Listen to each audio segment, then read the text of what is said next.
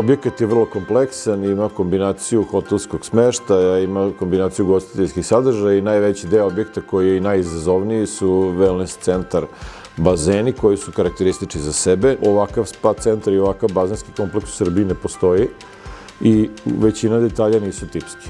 Sve je unikatno za ovaj objekat.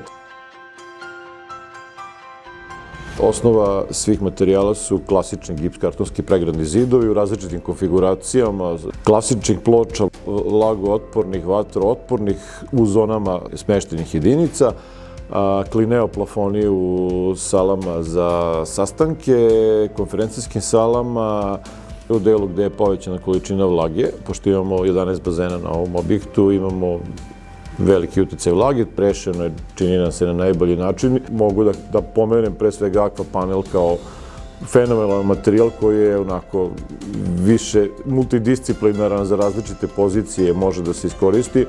Prosto u tom delu je tehnička podrška bila perfektna. Saradnja sa kompanijom Knauf je bila fantastična. Nekako jedina firma koja može, verovatno, ili jedini brend koji može sve to da pokrije. U domenu suvomontažerskih radova je Knauf, a zašto suvomontažerski? Nekako nama, arhitektama, pružaju najveću fleksibilnost. Trend je u hotelskoj industriji da se i menjaju konfiguracije, pa za nekom narednom vremenskom periodu investitor će verovatno moći i da menja. Da ruši zidove, da drugačije formira prostore, tako da je to sve nešto uslovilo na Knauf, a opet se vraćaju na to neko odlično prethodno iskustvo i naše kao projektanta i ovog istog investitora na njegovim prethodnim objektima.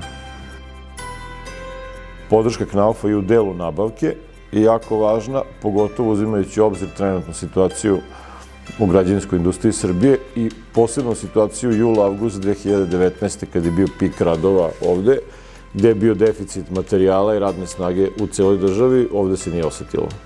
Zahvaljujući podršci i pravovremenim reakcijama Knaufa.